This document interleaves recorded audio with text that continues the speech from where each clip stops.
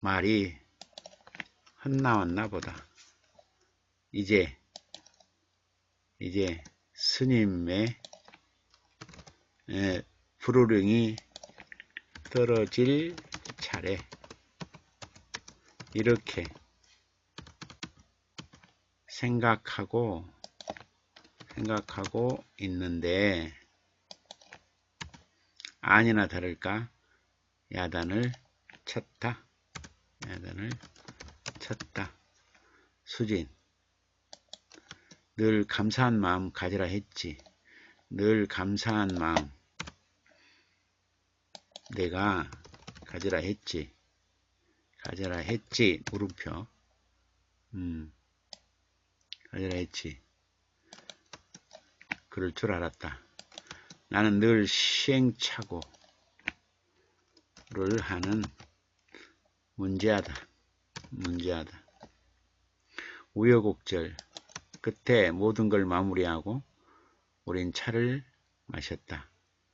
비는 추적추적 내리고 마음은 어른과 이끌어대고, 그렇다고 스님 모시고 막걸리 마시러 갈 수도 없고, 나 혼자 분위기에 취해서 스님 참불가를 들고 흥얼거렸다. 남편과 스님은 한참 이것저것 얘기하더니 내 곁으로 다가왔다. 스님이 말했다. 우리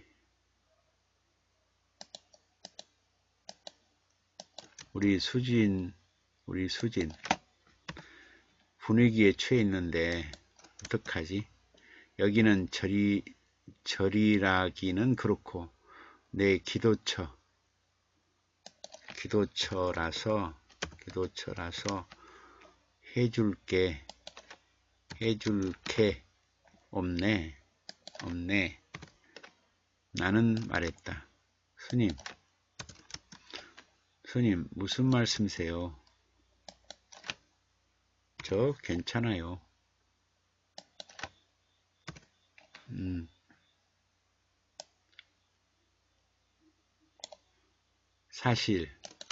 사실은 어디론가 나가고 싶었는데 꾹 참고 있었다. 남편은 손을 닫고 돌아와서 말했다. 스님, 우리 드라이브 가요.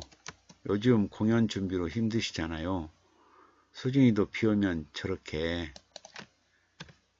분위기에 취할 때가 많아요. 그러니 나가요.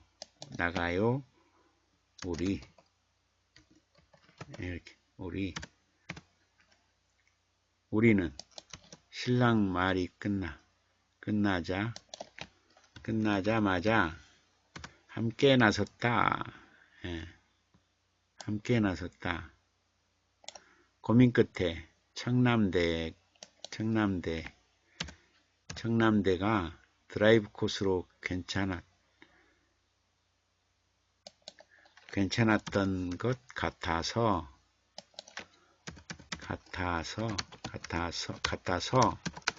그곳으로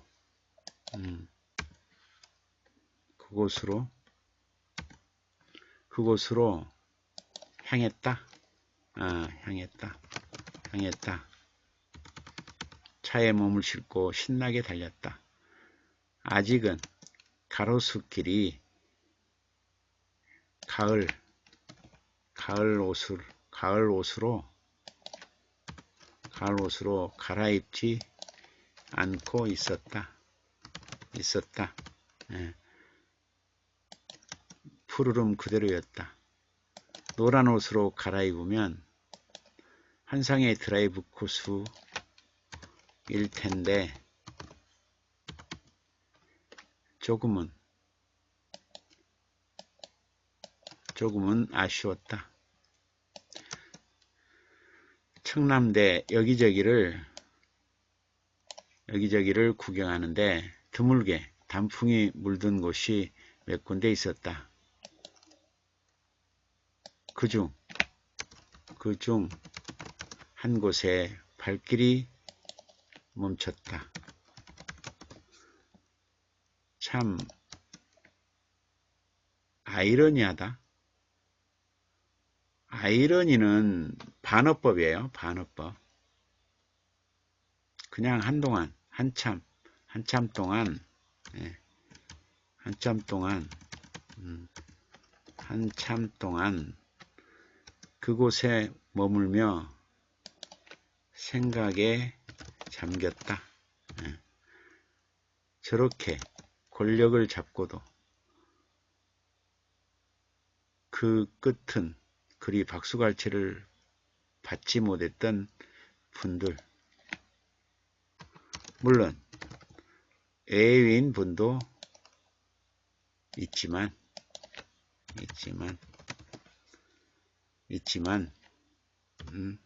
땡땡땡 저분들은 한순간이라도 권력 속에서 행복했을까?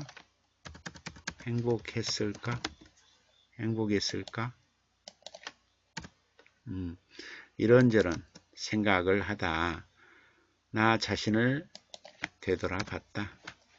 결혼 전까지는 부유한 삶, 그렇다고 결혼 후에도 가난에 찌들어 살진 않은 것 같은데 딴딴딴 이렇게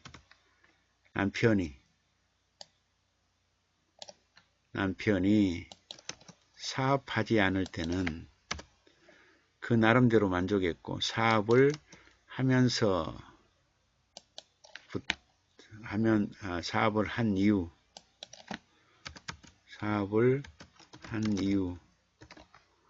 몇 번의 부도는 났지만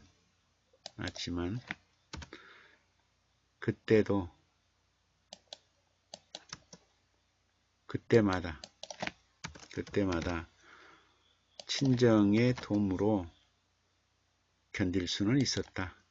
지금도 부유하지는 않아도 나름 많은 추억도 있고 그렇게 가난하지도 않다고 여긴다. 지금 나의 생활에 어느 정도 만족하고 있다.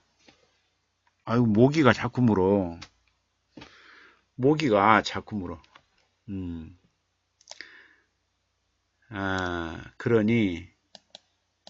그러니 청남대 속의 저분들보다 내 삶이 한 수 위인 것 같다는 나름 위로를 해 본다.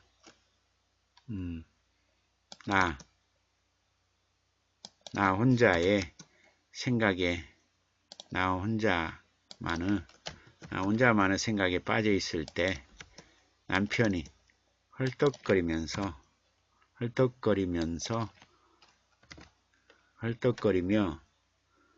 헐떡거리며 뛰어오면서 말했다. 당신 여기서 뭐해? 놀랬잖아. 스님도 놀랐어. 그때 나는 물었다. 왜? 내가 연못이라도 빠질 줄 알았어? 그렇게 말하고 나니 내 자신도 우스웠다. 다시 내가 말했다. 여보,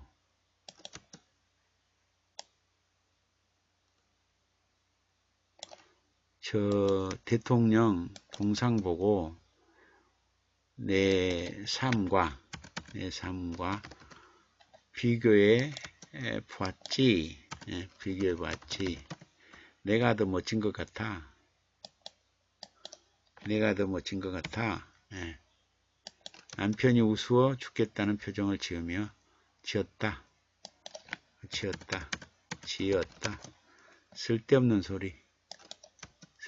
소리 말고 쓸데없는 소리 말고 빨리 가. 손을 내밀어 이끌면서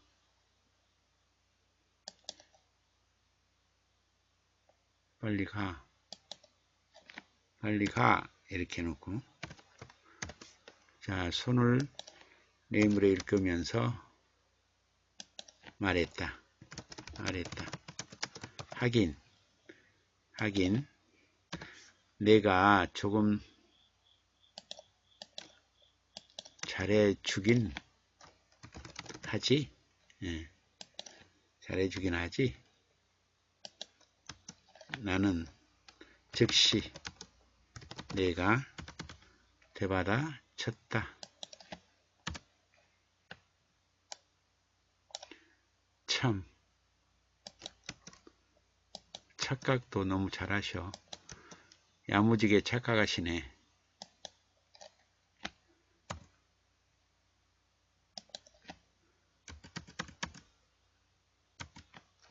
내가 약 올려도 남편은 웃기만 했다.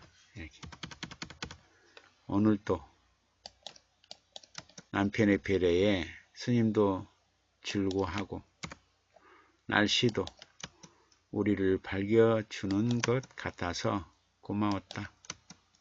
천안은 비가 왔는데 청주는 다행히 비가 오지 않았다. 관람도 드라이브도 다 끝내고 천안으로 돌아왔다. 스님이 말했다. 수진, 내일 합창 가야 하는데 여기서 자고 아침에 함께 가자. 나는 말했다. 네, 스님. 그럼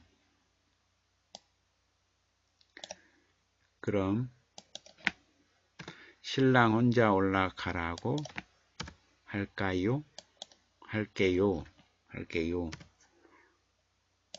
나는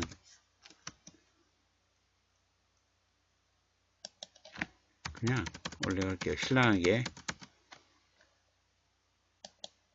신랑에게 약간 미안했다. 스님이 말했다. 무슨 소리?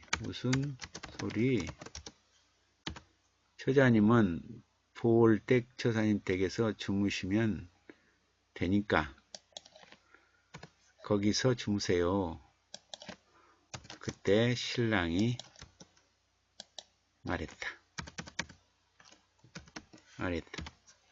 스님, 아니에요. 저는 서울 가야 해요.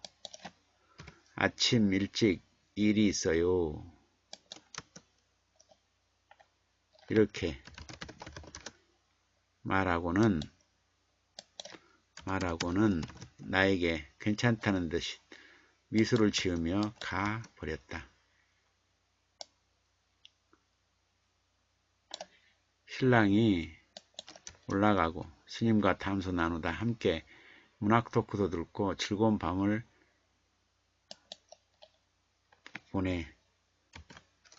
보내다가 새벽이 되었다. 스님은 법당으로 가서 기도를 하고 나는 내 기도를 하고 기도를 했다. 기도를 했다. 시간이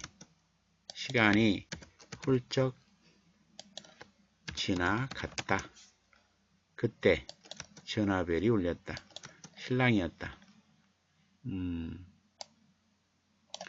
여보, 스님께 아침 준비하시지 말라고 해. 금방 갈게. 금방 갈게. 그 말만 남기고 전화가 끊겼다. 나는 전화 내용을 스님에게 말하고 얼마의 시간도 말했다. 잠시 후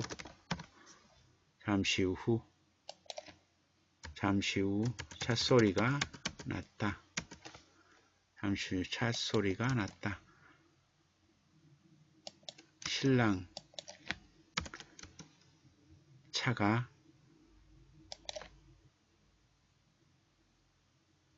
잠시 후 신랑 차가 들어서는 게 아닌가? 이렇게 하면 되지.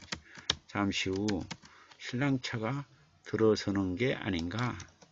나도 스님도 놀라서 동시에 물었다. 어떻게 어떠의 히읗이지? 어떻게 된 거예요? 물었으니까 된 거예요. 이렇게 남편이 말했다.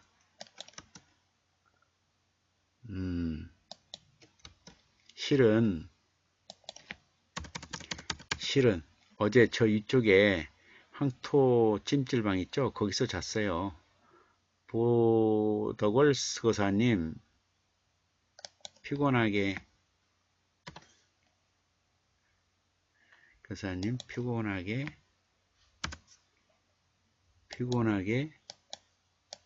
하는 것 같아서요. 예. 나도 스님도 놀랍고 미안했다.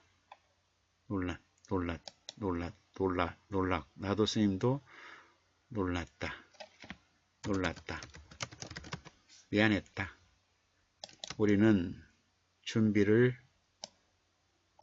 끝내고 외출 준비를 끝내고 스님을 위해 사찰 음식 비슷한 곳으로 가서 아침을 먹었다. 그리고는 서울로 향했다. 신랑은 직원들에게 11시쯤 출근한다고, 지방에 일이 있어 내려왔다고, 올라가는 길이라고 말했단다. 참 성실한 분인데 아내 때문에 이렇게 거짓말하는 남편이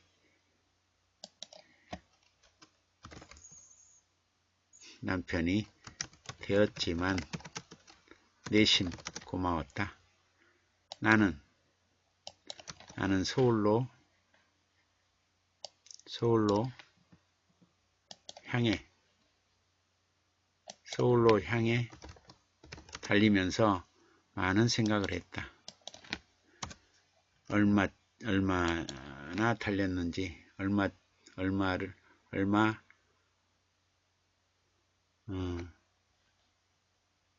금세 생각을 했다. 새는 어에 이어 금세 서울에 도착했다. 합창이 끝나서 나는 2층 법당으로 올라가 기도를 해야겠다고 부처님 전에 간절한 마음으로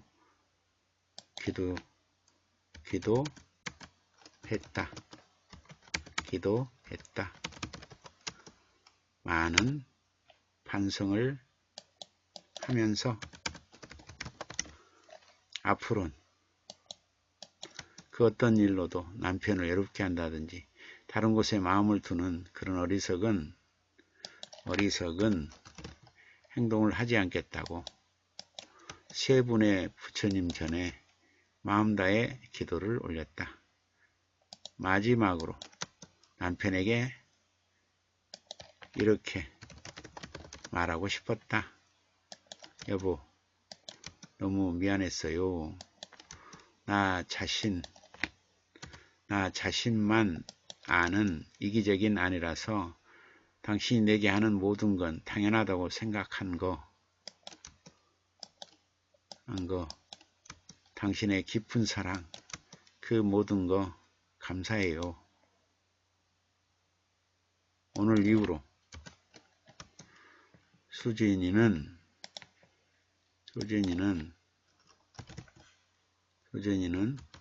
당신을 더 많이 그리고 영원히 사랑할게요.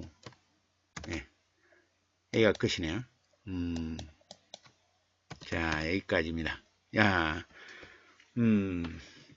자, 긴 수필이 끝났습니다. 네, 자, 굉장히 길죠. 긴 수필입니다.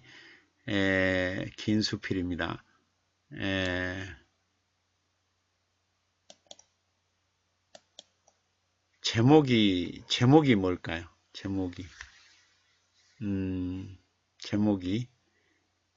제목이 다시 사랑일까? 다시 사랑.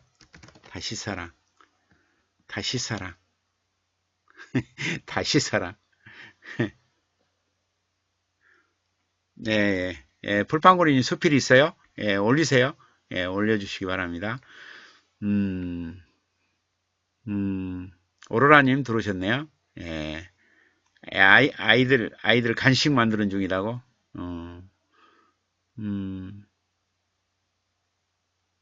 네. 후회였다고? 후회가 아니지. 다시 사랑이잖아. 다시 사랑. 맞습니다. 제가 읽어볼게요. 자, 갑니다.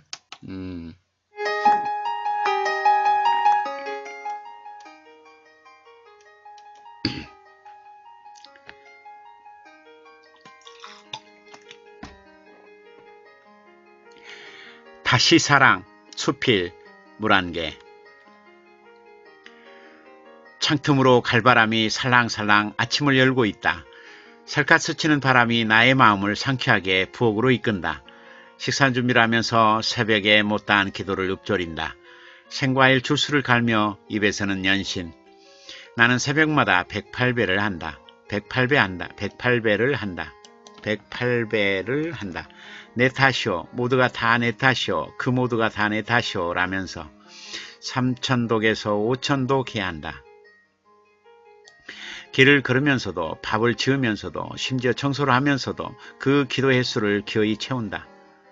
정률 스님의 기도 방법은 색다르다. 생활 기도를 시키는 식이다. 처음에 이 스님을 만났을 때는 감사합니다란 기도 제목을 받았다. 특별한 기도, 흔히 절에서 하는 그런 기도와는 다른 것 같다. 그렇다고 스님이 불교의 이단은 아니다. 조계종 소속 운문사 승가대학 출신의 비구니 스님이니까 단지 흔히들 하는 기도가 아니라 나를 만들어가는 기도부터 시키는 것 같다. 절대로 스님에게 기도를 바라지 말라고 한다. 기도는 본인 스스로 하는 것이라며 스님과 인연으로 나 자신도 조금씩 변하고 있다. 예전에는 내가 최고, 내가 하는 것은 다 바르다고 생각했었다. 그 누구도 나에게 잘못을 지적해주지 않았다. 무조건 막내가 최고, 내 아내가 최고라 해서 진짜 내가 최고인 줄 알고 살았다. 이제는 눈앞에 갈빛도 감사하고 내 몸을 휘감아 스치는 갈바람도 감사한다. 감사하다. 아침 식사도 끝났는데 남편이 여태 출근을 하지 않고 있다. 여보, 출근 안 하는 거야? 그때 남편이 대답했다. 응, 하기 싫어서. 농땡이 치려고 해. 그럼 안 될까? 알아서 하셔. 당신이 회사 잘 꾸려나가잖아. 그렇게 말은 했지만 걱정이 됐다. 내심 무슨 일이 있나? 아니야, 저 사람은 바쁘지 않으면 가끔 저러는데 뭐. 남편이 웃으며 말했다. 여보, 당신 놀란 것 같다? 농땡이 친다는 소리에? 그런 거지. 미팅이 내일로 미루어졌어. 오늘은 사무실 안 나가고 천안 스님께 가려고. 아하, 내가 물었다. 갑자기 스님께는 왜? 남편이 속삭이듯 말했다. 지난번 당신이 스님 컴퓨터 놓인 책상의 유리가 깨졌다 해서 내가 스님께 전화해서 취소 알아서 발주했어. 그 유리가 오늘 나왔다고 전화 왔네. 나는 스님이 다칠까봐 염려를 해서 남편에게 한 얘기였는데 남편은 내가 한 말에 신경이 쓰였나 보다. 무슨 유리가 그렇게 두껍고 무거운지 남편도 낑낑대면서 차에 겨우 실었다. 우리 부부는 그렇게 스님에게 달려가는데 비가 줄줄 내렸다. 길섭의 코스모스는 눈물방울 대롱대롱 매달고서 가는 허리로 힘겹게 나부끼고 있었다. 해바라기도 고개 숙인 채 온몸으로 비를 받아주면서 서 있었다. 그 모든 걸 뒤로 한 채 스님에게 도착했다. 우리가 비 맞을까 염려된 스님은 한사코 우산을 들고 따라다녔다. 그때 남편이 말했다. 이 유리는 12mm 강화유리라 망치로 귀퉁이나 모서리를 치지 않는 한 깨지지 않을 테니 염려 마세요. 스님은 그 말 끝에 한마디를 매달았다. 서사님, 늘 이렇게 신세만 져서 어떡해요? 내가 전생에 인연복을 많이 지었나 봐요. 너무 좋아하는 스님의 모습에 나도 기뻤다. 그렇게 작은 것도 그냥 흘려보내지 않는 남편이 은근히 자랑스러웠다. 이토록 늘 아내의 말에 귀 기울여지는 남편에게 나는 요 몇 개월 동안 이런저런 이유로 서운하게 한 것들이 떠올라 미안했다. 심지어 첫사랑을 그리워한 점이. 나는 마음속으로 반성했다. 여보 미안해. 나도 모르게 눈시울이 붉어졌다. 스님이 내 모습을 본 것 같다. 수진, 네 스님. 스님이 말했다.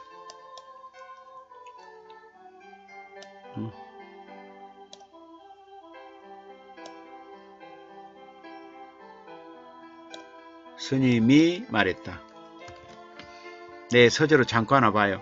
네, 나는 스님의 서재로 갔다. 스님 물었다. 왜, 어디 아픈 거야? 아니요, 사실은 요즘 몇 개월 동안 신랑을 외롭게 한 것 같고 서운하게 해준 것 같아서요. 그래, 내가 봐도 수진 너무 바빠. 처사님 사무실 일, 부다스 합창, 경전수업, 불교대학, 문학수업 너무 많아. 조그만 책으로 거사님 지난번 얘기하더라. 그러다가 수진 쓰러질까 염려된다고. 무슨 욕심이 그렇게 많아? 스님은 스케줄을 줄일 수 있으면 줄이라고 하면서 부다스 합창을 그만두라고 했다. 아니에요. 저 건강해요. 남편이 괜한 걱정하는 거예요. 자기랑 함께 하는 시간이 적어서 그런 거예요. 아차, 또 말이 헛나왔나 보다. 헛나왔나 보다. 이제 스님의 불효령이 떨어질 차례.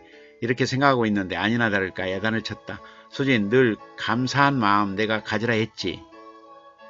그럴 줄 알았다. 나는 늘 시행착오를 하는 문제하다. 우여곡절 끝에 모든 걸 마무리하고 우린 차를 마셨다.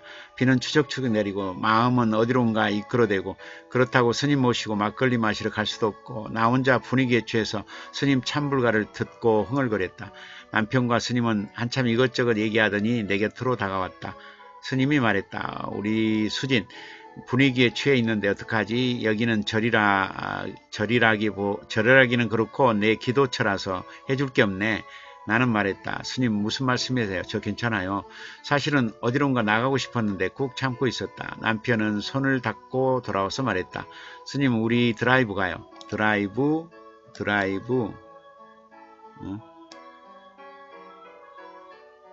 우리 드라이브 가요. 요즘 공연 준비로 힘드시잖아요. 수진이도 비 오면 저렇게 분위기에 취할 때 많아요. 그러니 나가요 우리. 우리는 신랑 말이 끝나자마자 함께 나섰다. 고민 끝에 청남대가 드라이브 코스로 괜찮은 것 같아서 그곳으로 향했다. 차에 몸을 싣고 신나게 달렸다. 아직도 가로수길이 가을 옷으로 갈아입지 않고 있었다. 푸르름 그대로였다. 노란 옷으로 갈아입으면 환상의 드라이브 코스일 텐데 조금은 아쉬웠다. 청남대 여기저기를 구경하는데 드물게 단풍이 물든 곳이 몇 군데 있었다. 그중 한 곳에 발길이 멈췄다. 한참 동안 그곳에 머물러 생각에 잠겼다. 저렇게 권력을 잡고도 그 끝은 그리 박수갈채를 받지 못했던 분들, 물론 애외인 분도 있지만 저분들은 한순간이라도 권력 속에서 행복했을까? 이런저런 생각을 하다 나 자신을 되돌아봤다. 결혼 전까지는 부유한 삶, 그렇다고 결혼 후에도 가난에 찌들어 살진 않을 것 같은데 남편이 사업하지 않을 때는 그 나름대로 만족했고 사업을 한 이후 몇 번의 부도는 났지만 그때마다 친정의 도움으로 견딜 수는 있었다. 지금도 부유하진 않아도 나름 많은 추억도 있고 그렇게 가난하지도 않다고 여긴다. 지금 나의 생활에 어느 정도 만족하고 있다. 그러니 청남대 속의 저분들보다 내 삶이 한 수 위인 것 같다는 나름 위로를 해본다. 나 혼자만의 생각에 빠져 있을 때, 잠겨 있을 때겠지? 잠겨 있을 때 남편이 헐떡거리며 뛰어오면서 말했다. 당신 여기서 뭐해? 놀랬잖아. 스님도 놀랐어. 그때 나는 물었다. 왜? 내가 연못이라도 빠질 줄 알았어? 그렇게 말하고 나니 내 자신도 우스웠다. 다시 내가 말했다. 여보, 저 대통령 동상 보고 내 삶과 비교해봤지 내가 더 멋진 것 같아. 남편이 웃어 죽겠다는 표정을 지었다. 쓸데없는 소리 말고 빨리 가. 손을 내밀어 이끌면서 말했다. 하긴 내가 조금 잘해주긴 하지. 즉시 내가 대받아쳤다. 참 착각도 너무 잘하셔. 야무지게 착각하시네. 내가 약 올려도 남편은 웃기만 했다. 오늘 또 남편의 배려에 스님도 너무 즐거워하고 날씨도 우리를 반겨주는 것 같아서 고마웠다. 천안은 비가 왔는데 청주는 다행히 비가 오지 않았다. 관람도 드라이브 다 끝내고 천안으로 돌아왔다. 스님 말했다. 수진, 내일 합창 가야 하는데 여기서 자고 아침에 함께 가자. 나는 말했다. 네 스님, 그럼 신랑 혼자 올라가라고 할게요. 신랑에게 약간 미안했다. 스님이 말했다. 무슨 소리? 처사님은 보독을 처사님 댁에서 주무시면 되니까 거기서 주무세요. 그때 신랑이 말했다. 스님 아니에요. 저는 서울 가야 해요. 아침 일찍 일이 있어요. 이렇게 말하고는 나에게 괜찮다는 듯 미소 지으며 가버렸다. 신랑이 올라가고 스님과 담소 나누다 함께 문학 토크도 듣고 즐거운 밤을 보내다가 새벽이 되었다. 스님은 법당으로 가서 기도를 하고 나는 내 기도를 했다. 시간이 훌쩍 지나갔다. 그때 전화벨이 울렸다. 신랑이었다. 여보, 스님께 아침 준비하시지 말라고 해. 금방 갈게. 그 말만 남기고 전화가 끊겼다. 나는 전화 내용을 스님에게 말했다. 잠시 후 신랑 차가 들어서는 게 아닌가. 나도 스님도 놀라서 동시에 물었다. 어떻게 된 거예요? 남편이 말했다. 실은 저 위쪽에 황토 찜질방 있죠? 거기서 잤어요. 보독을 거사님 피곤하게 하는 것 같아서요. 나도 스님도 놀랐다. 미안했다. 우리는 외출 준비를 끝내고 스님을 위해 사찰 음식 비슷한 곳으로 가서 아침을 먹었다. 그리고는 서울로 향했다. 신랑은 직원들에게 11시쯤 출근한다고 지방에 일이 있어 내려왔다 붙이죠. 내려왔다가 올라가는 길이라고 말했단다. 참 성실한 분인데, 정실한 사람인데 해야지. 정실한 사람인데 아내 때문에 이렇게 거짓말하는 남편이 되었지만 내심 고마웠다. 나는 서울로 향해 달리면서 많은 생각을 했다. 금세 서울에 도착했다. 합창이 끝나고 나는 2층 법당으로 올라가 기도를 해야겠다고 부처님 전에 간절한 마음으로 기도했다. 많은 반성을 하면서 앞으로는 그 어떤 일로도 남편을 외롭게 한다든지 다른 곳에 마음을 두는 그런 어리석은 행동을 하지 않겠다고 세 분의 부처님 전에 마음 다해 기도를 올렸다. 마지막으로 남편에게 이렇게 말하고 싶었다. 여보, 너무 미안했어요. 나 자신만 하는 이기적인 아내라서 당신이 내게 하는 모든 건 당연하다고 생각한 거. 당신의 깊은 사랑, 그 모든 것 감사해요. 오늘 이후로 수지는 당신을 더 많이 그리고 영원히 사랑할게요. 네. 됐죠? 네. 자, 우리 물안개님의 수필이 끝났습니다. 자, 낭만 대통령의 추상화 그리고 우리 김태현의 멜로디 감상하시겠습니다.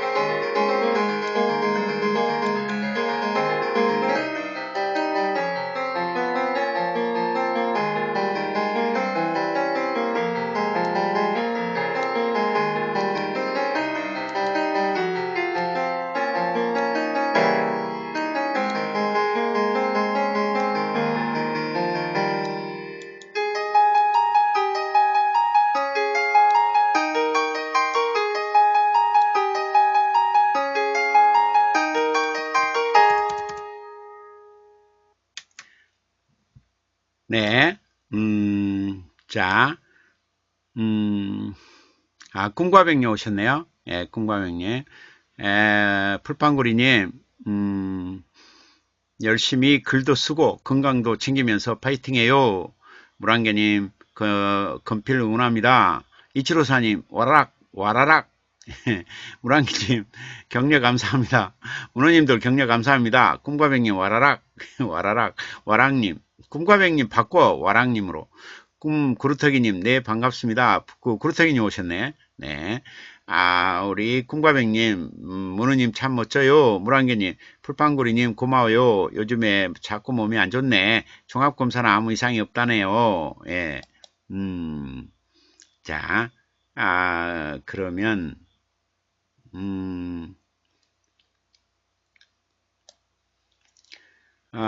우리 꿈과백님이 오셨는데, 꿈과백님이, 시가 하나 있어요. 예, 시가 하나 있는데, 꿈과백님 시를 하고, 우리 풀빵구리님의 수필을 하도록 그렇게 하겠습니다. 네, 꿈과백님의 가을비라는 시가 있네요. 예, 가을비. 이게 길어가지고 안 올라오니까 올릴까요? 예, 자, 이렇게 길어요. 길어서 올리겠습니다. 예, 길어서 올리겠습니다. 네, 이렇게 올리면 다 올라갈까요? 예, 예, 예. 제일 밑에가 그대에게 가는 가을의 가슴 위를 걷는다 이렇게 되는데 다 올라왔죠.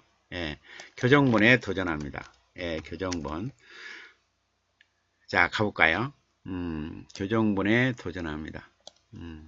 가을비입니다. 예, 요즘에 가을비가 내리고 있죠. 오늘 또 가을비가 내리고 있죠, 지금. 예. 자, 가을비 살갗을 적시며 촉촉히가 아니고 이라고 그랬죠. 깊숙이 촉촉이 이라고 그랬어요. 타오르는 음률 일과 배품 일과 배품 이런 단어는 쓰지 말아야겠죠.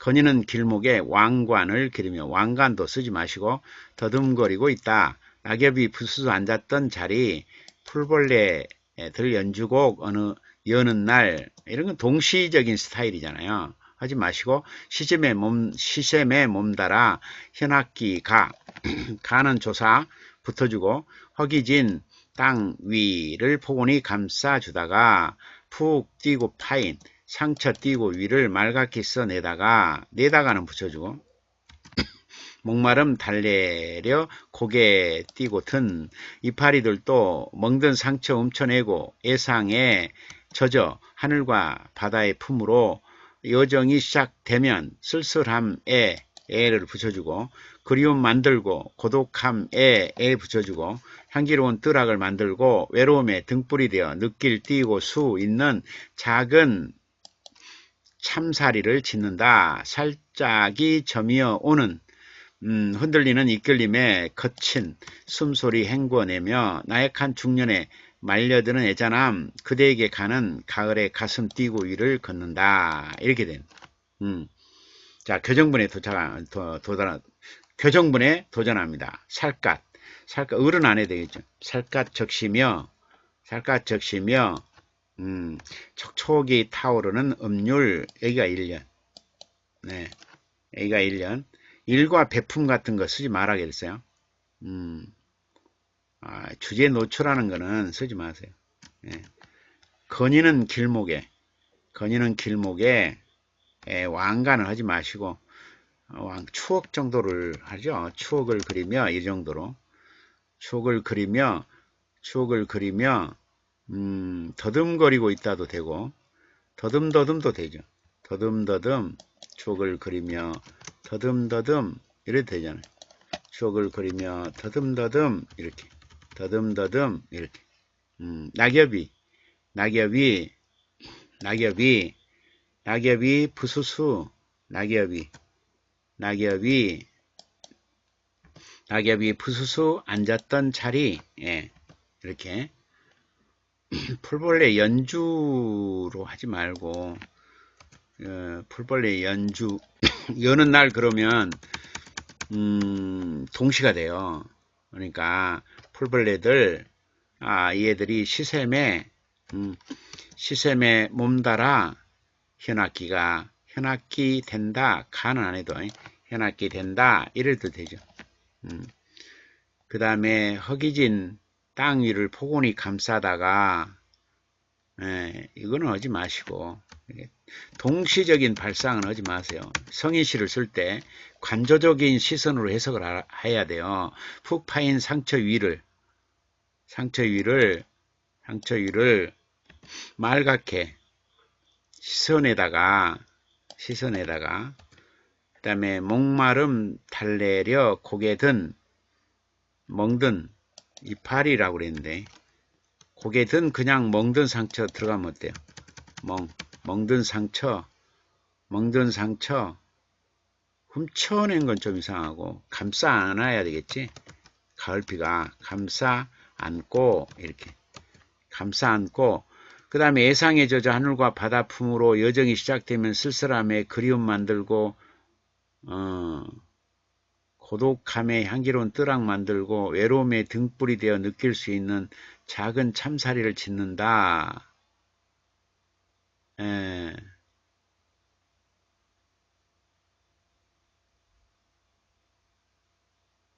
살짝이 점여오는 흔들리는 이끌림에 거친 숨소리 행겨대며 애상의 저저. 나는 요게 그냥 군더더기라고 봐요. 이렇게 애상의 저저,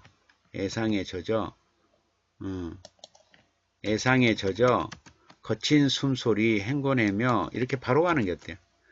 행겨내며 이렇게 그 다음에 그대에게로 중년의 애잔함 놔두고 그대에게로 가는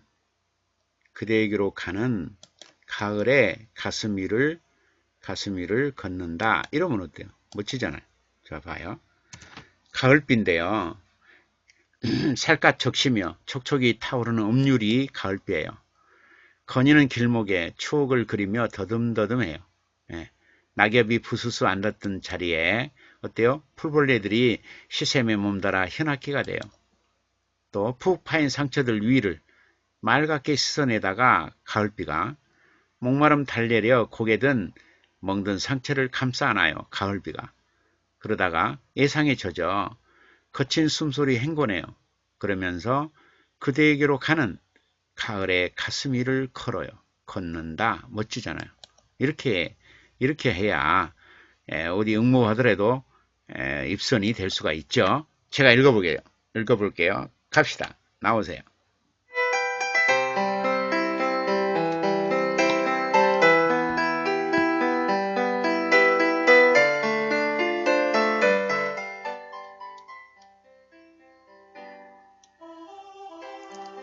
가을비 꿈고박이백 살갗 적시며 촉촉이 타오르는 음률 거니는 길목에 추억을 그리며 더듬더듬 낙엽이 부스스 앉았던 자리 풀벌레들 시샘에 몸달아 현악기 된다. 푹 파인 상처 위를 맑게 씻어내다가 목마름 달래려 고개 든 멍든 상처 감싸 안고 애상에 젖어 거친 숨소리 행궈내며 그대에게 가는 가을의 가슴 위를 걷는다.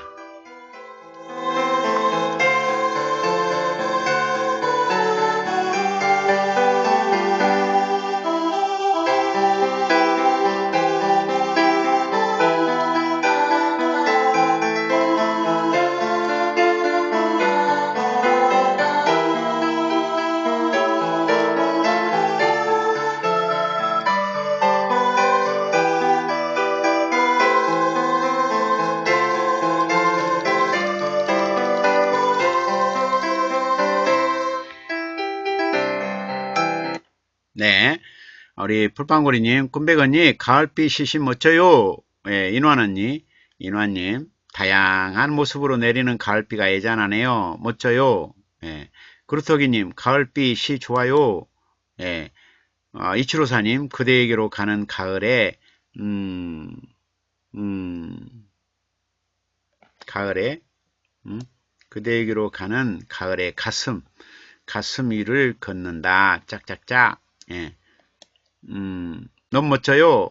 예. 꿈과백님, 문우님 고맙습니다. 물안개님, 와, 가을비 멋지네요.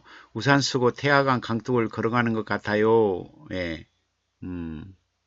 꿈과백님, 네, 태화강 언덕. 자, 이번에는,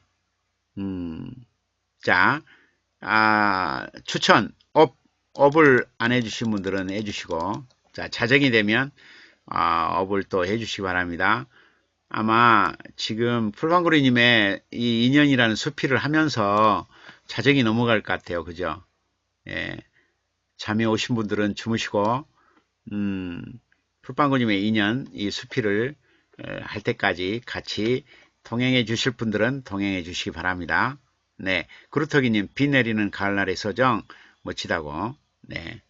자, 풀빵구리님의 인연이라는 수필을 지금부터 가겠습니다. 네, 수필입니다. 수필. 수필이야, 수필. 예, 풀빵구리님. 자, 갈까요? 계절과 계절 사이 환절기를 거치듯, 듯은 붙어져요. 예, 니은 관행사인 전성님 뒤에서만 듯이 떨어져요. 스치듯 하고 반점 찍고, 사람의 마음에도 거치듯 했는데 또 감기알 듯 이렇게 하지 말라고. 예. 계절과 계절 사이 환절기를 거치듯 사람의 마음에도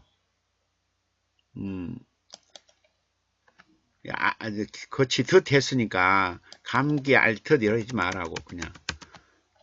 거치듯 사람의 가슴에도 훑고 지나가는 어떤 절기가 있는 것 같다. 이렇게. 살아있는 것들은 죄다. 익힐 듯, 왜 듯을 이렇게 좋아해? 익힐 듯 유난히 뜨겁고 강렬했던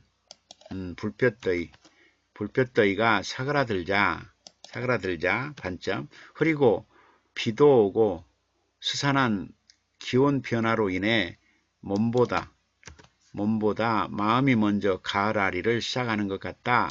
너무 길어 문장이. 살아있는 것들은 죄다 익힐 듯 유난히 뜨겁고 강렬한 불볕더위가 사그라들자. 살아있는 것들은 죄다 익힐 듯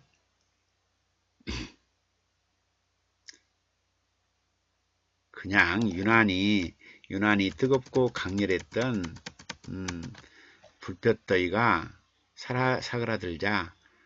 흐리고 비도 오고 비가 오니까 흐리지 뭐. 비도 오고 스산한 기온 변화로 인해 그 다음에 몸보다 마음이 먼저 가을아리를 시작하는 것 같다. 이렇게. 여름 내 무더위와 싸우느라 존재감 없이 그냥 저만치 싸우느라 이렇게 저만치 비껴나 있던 외로움도 슬렁슬렁 같이 놀자고 자꾸만 고개를 내민다. 이렇게. 게다가 이건 또 무슨 일인지 생각도 못한 복병이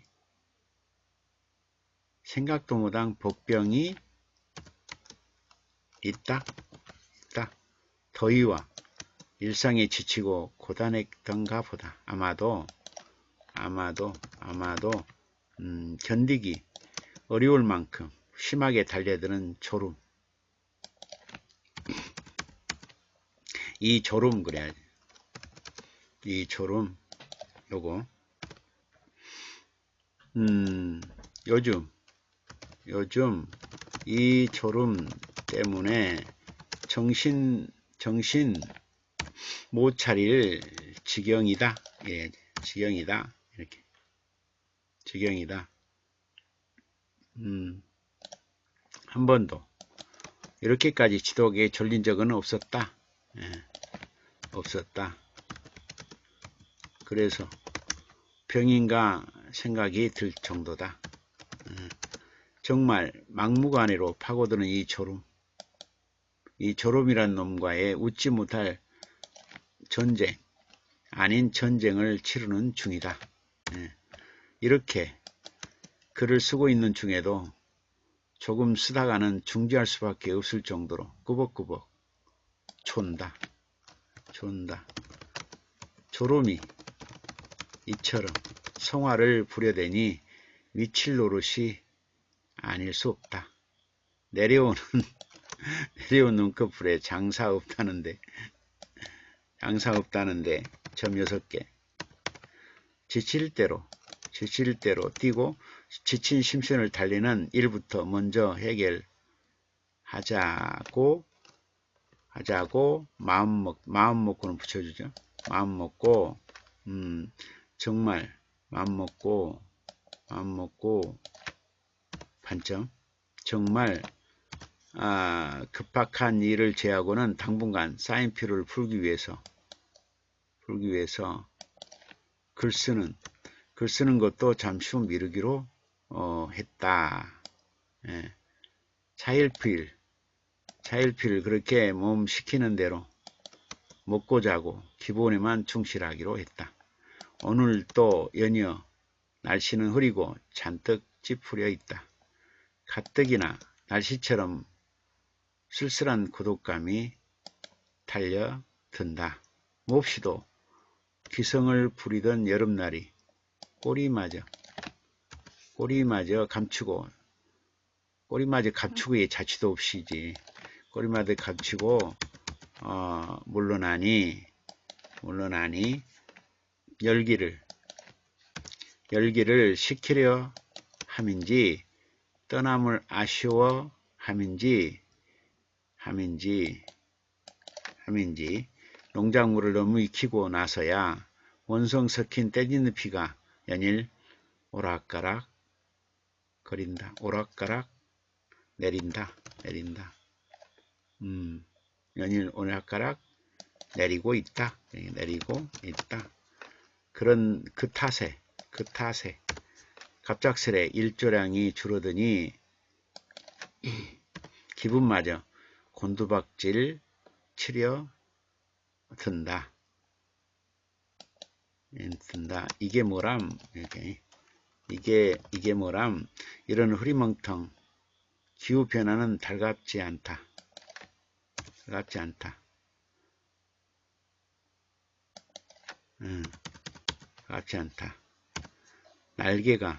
날개가 없어 틈만 생기면 추락하려는 기분. 이 기분. 애써 끌어올리려지. 끌어올릴 띄고 만한 구실을 찾아본다. 나는 추위를 엄청 많이 타는 편이다. 죽어도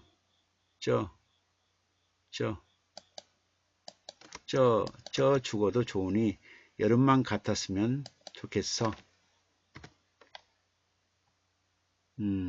하와이 같은 따뜻한 나라에서 살았으면 좋겠어.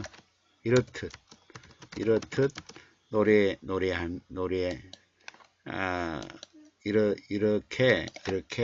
이렇게 노래하듯 읍조리곤 했었다. 벌써부터 여름 내 활발했던 신체 리듬이 느리느리 신호를 보내고 있다. 웃어야 하나, 어찌해야 하나, 이런 몸 상태 어이없어 하며 웃음도 나지, 웃음도 난다. 결혼 후 아이를 낳고 난 이후부터 근 10여 년간은 식구들에겐 걸어다니는 종합병이라는 비정상 인준을 받았던 나. 이제는 겨우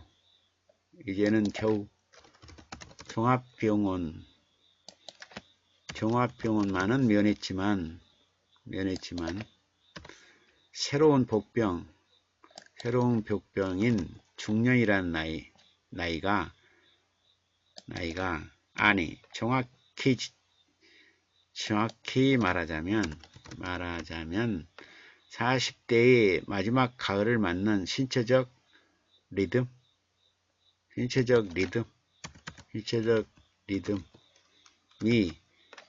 갱년기 중운에 맞물렸나 보다.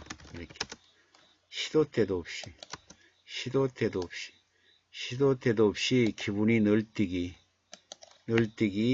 하는 것 같다. 오늘따라는 붙어져요. 오늘따라 유난히 센치한 바람이 불어 태블릿 PC를 열고 습관처럼 이렇게 또 젖어드는 기분대로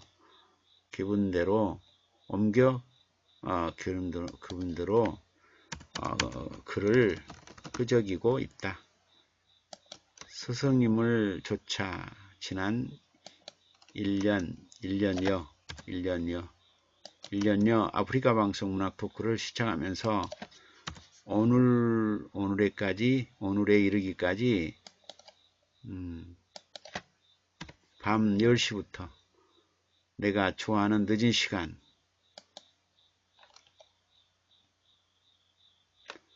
시간 동안 청취를 하면서도 빠르게 지나가는 시간이 아쉽다는 생각을 하곤 했다. 피곤해도 피곤한 줄 몰랐다. 어떻게 지나왔는지 모르게 지나가 버린 1년. 어느덧 그러는 사이 어느덧 시창작의 묘미를 차츰 알아가고 있는 중이다.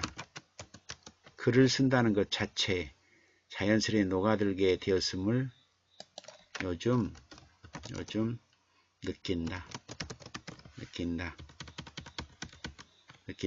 지금 이렇게 쓰는 것도 시를 쓰는 삶, 글을 쓰는 노년은 아름답지 않겠냐 하시던